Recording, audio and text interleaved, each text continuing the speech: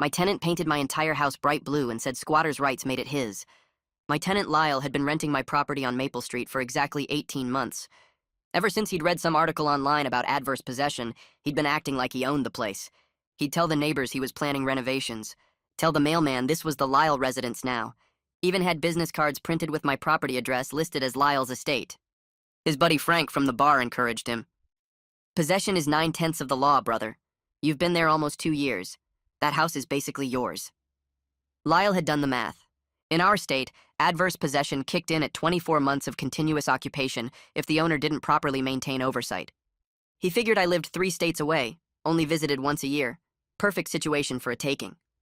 What Lyle didn't know was that I visited every 6 weeks. I just came at night to check the exterior and review my property manager's reports.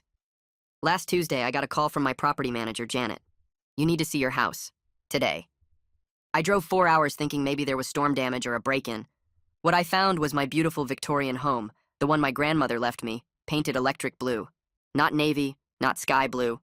Electric neon, assault your eyeballs blue. Every inch of siding, trim, even the front door. Lyle was on the porch with a beer, admiring his work. He saw me pull up and grinned. Hey, landlord. Or should I say former landlord. Love what I've done with my place? I stood there staring at my destroyed property. Your place? What are you talking about, Lyle? He pulled out a folder of printed internet articles. Adverse possession. I've been here 18 months making improvements, maintaining the property. You barely show your face. Another 6 months and this place is legally mine. Painting it is just establishing my claim, making it clear to everyone that Lyle Wooten lives here now. I looked at the paint job closer. It was even worse than I thought. He'd painted over the vintage brass fixtures, the stained glass window details, everything. This paint job must have cost thousands, I said. Lyle laughed. $8,000, actually. Premium weatherproof paint, 5 coats. Had a whole crew here last weekend while you were sitting in your apartment 3 states away. This is an investment in my future property. Janet was taking photos of everything. She whispered to me, he paid cash. Bragged to the whole paint crew about how smart he was. The neighbors had come out to watch. Mrs. Hendricks from next door shook her head. He had 10 guys here with sprayers. Said you gave him permission to express himself. We knew something was wrong, but he showed us those articles about squatters' rights. My phone rang. It was Tom from the paint store. Hey, I heard about what happened to your grandmother's house. Just wanted you to know something interesting. What's that, Tom? Well, Lyle came in last week, bought $8,000 worth of our premium series paint. Paid cash. But here's the thing. He specifically asked for the stuff that bonds permanently. Said he wanted it to be impossible to remove. Tom paused. That paint he used? It's got lead-based primer underneath. We haven't sold that in 15 years. He must have gotten it from some shady supplier to save money, then covered it with our good stuff on top. I asked Tom why that mattered. Lead paint violations are federal crimes, he explained. EPA fines start at $37,000 per day. And if he disturbed existing lead paint without proper remediation, that's criminal charges. Plus, anyone who knowingly applies lead paint to a rental property they don't own, that's considered environmental terrorism. I thanked Tom and turned to Lyle, who was still grinning like he'd won the lottery. Lyle, did you check what kind of primer you used? He waved me off. Who cares about primer? The important thing is this house is mine now, or will be in 6 months. Janet pulled out her tablet. Actually, Mr. Wooten, adverse possession in this state requires 24 months of hostile possession. You've been here 18. But more importantly, you've been paying rent every month. She showed him his payment history. Adverse possession requires occupation without permission. Every rent payment you made is legal acknowledgement that you're a tenant, not an owner. You can't claim squatters' rights while simultaneously paying rent. Lyle's face went red. Then I'll stop paying rent. Janet smiled. Then you'll be evicted in 30 days for non-payment. An eviction resets any adverse possession claim to 0. But here's the real problem, Mr. Wooten. She pulled up environmental regulations on her tablet.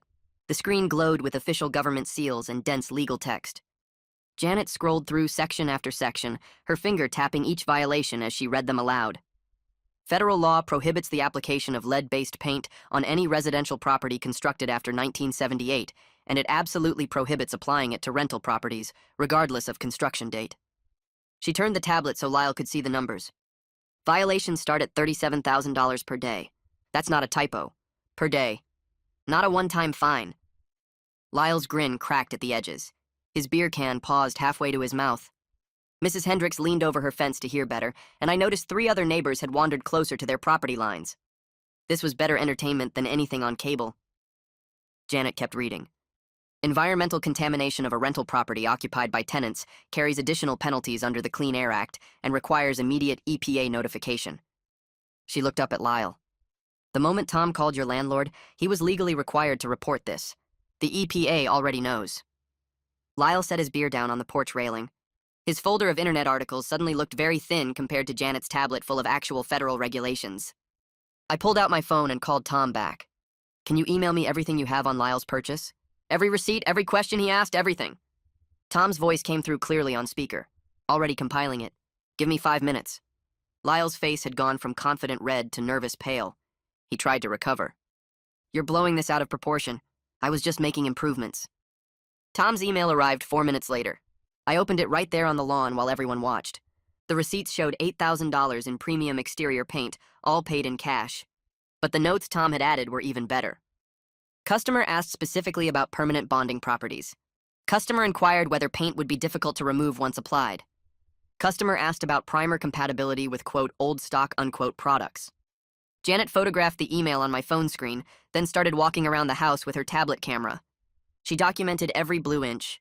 The vintage brass mailbox, now electric blue. The stained glass window surrounds painted over.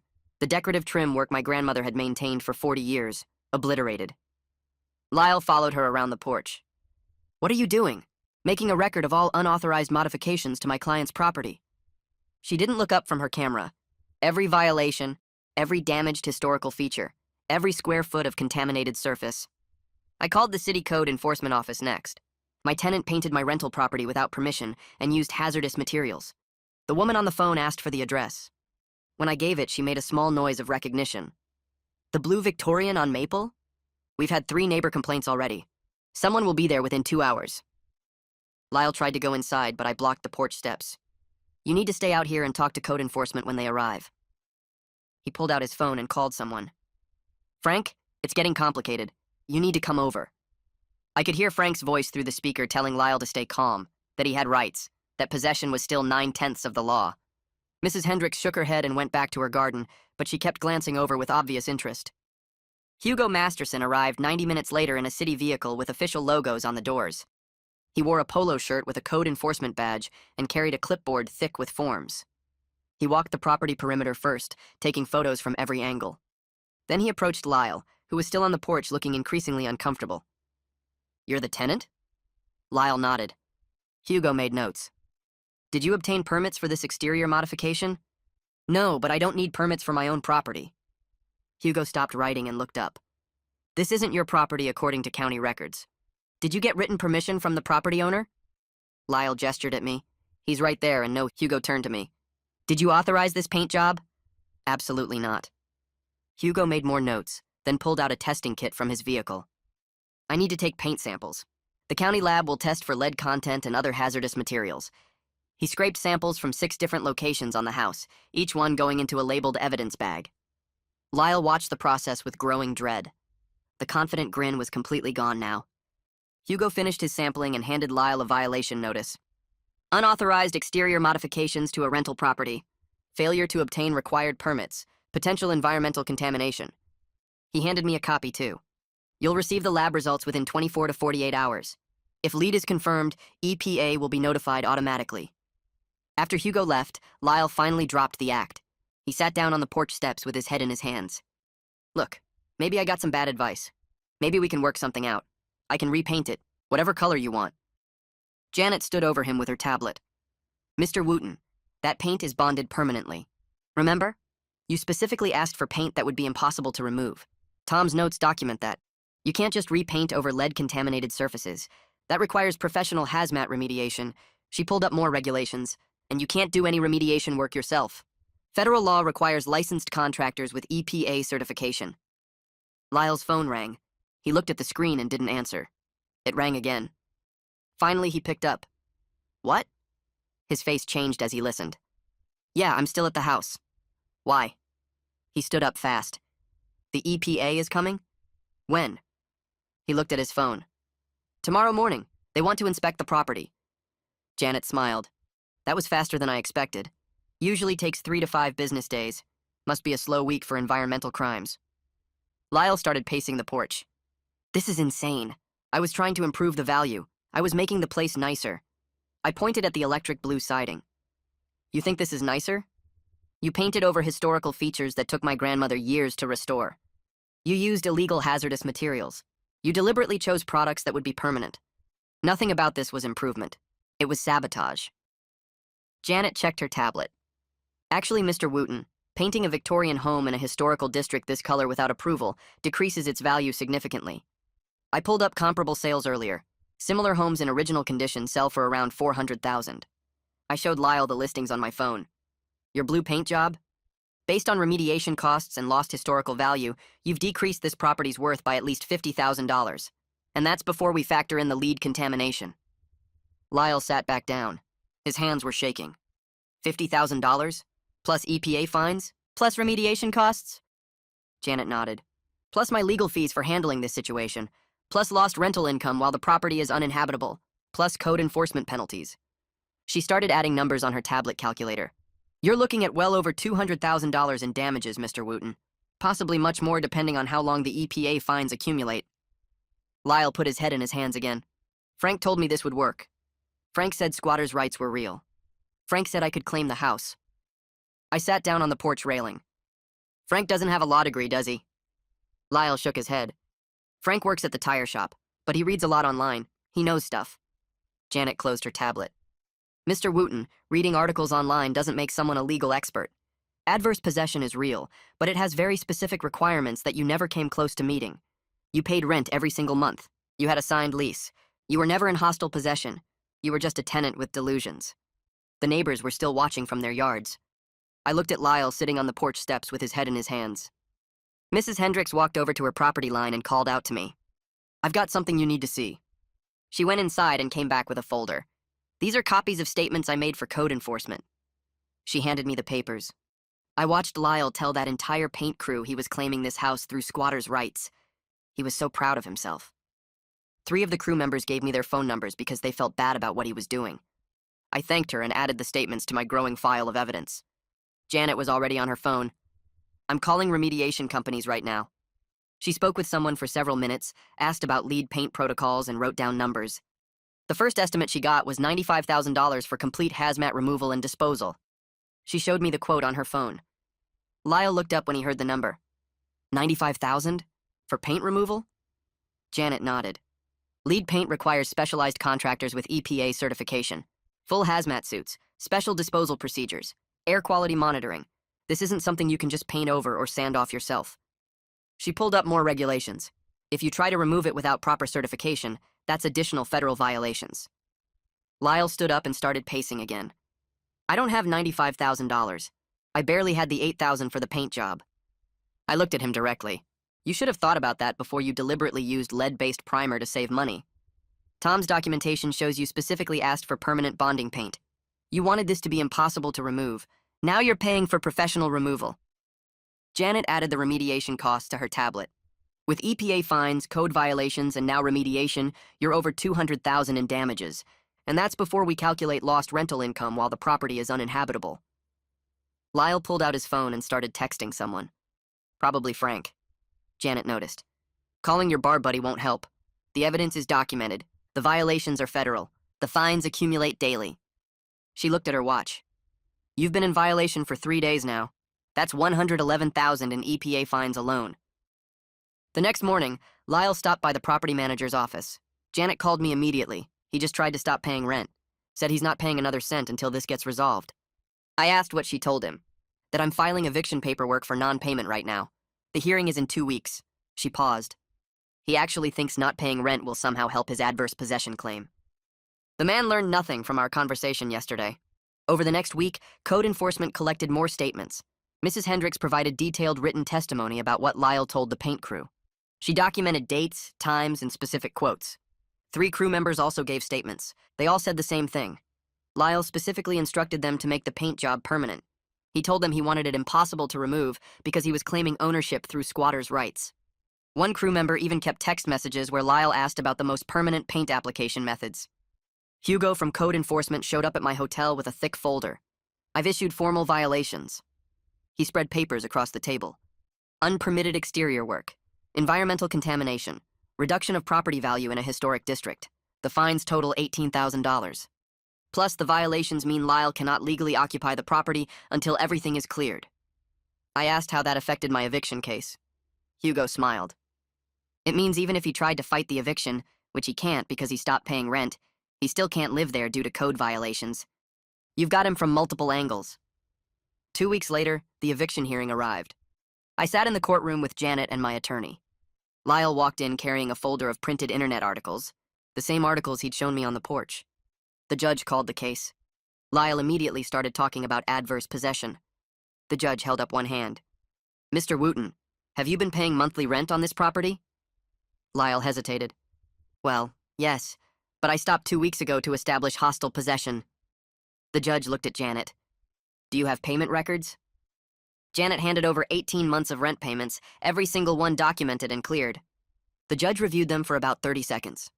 Mr. Wooten, you cannot claim adverse possession while simultaneously paying rent. Every payment you made is legal acknowledgement of your tenant status.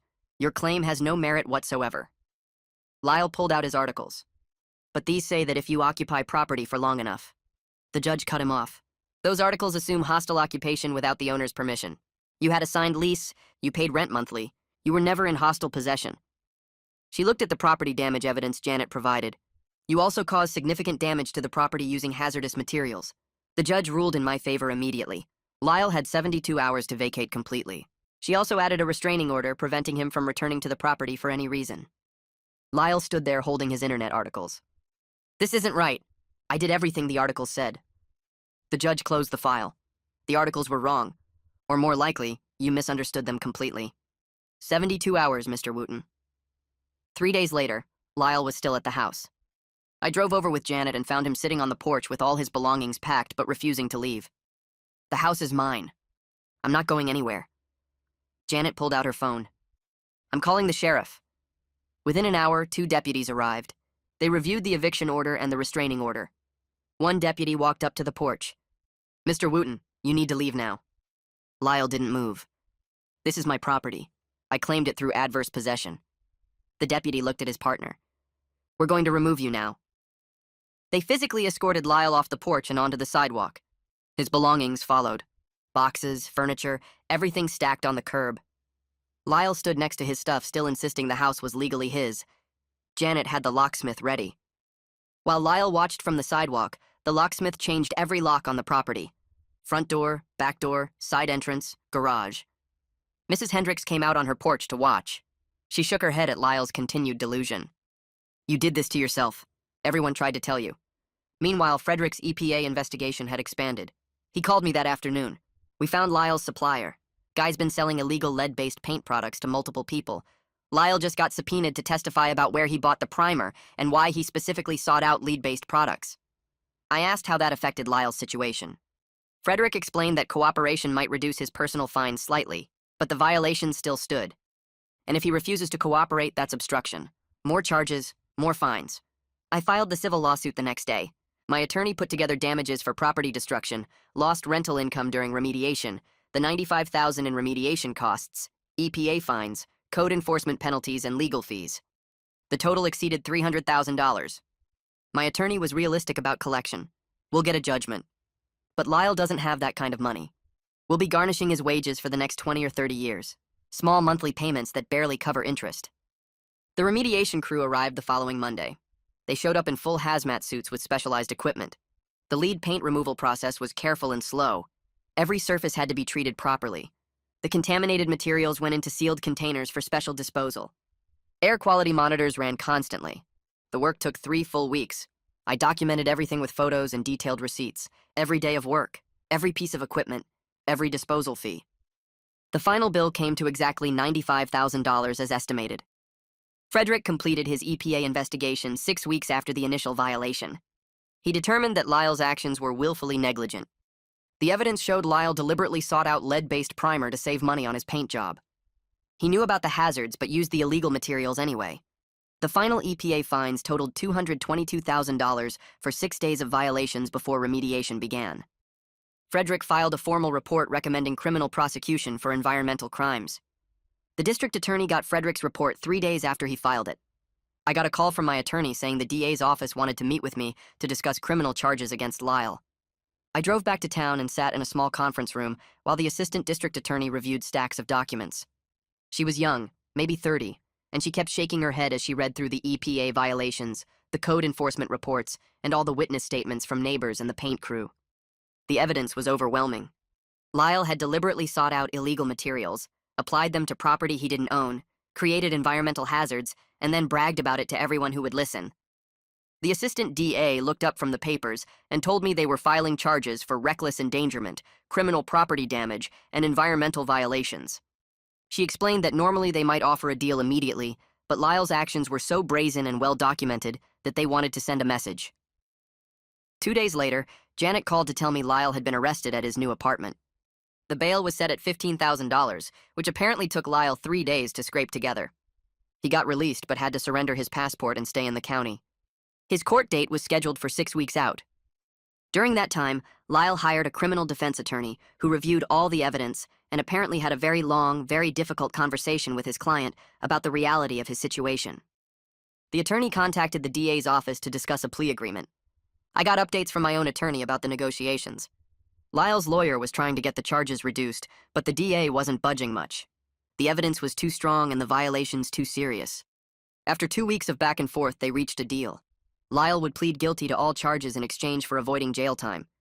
The plea agreement required him to pay full restitution for the $95,000 in remediation costs, accept the judgment for all civil damages in my lawsuit, and serve 2 years of probation with 200 hours of community service. His attorney told him if he went to trial and lost, he was looking at actual prison time, possibly 2 to 3 years. Lyle signed the agreement because he had no choice. The plea hearing was quick and anticlimactic.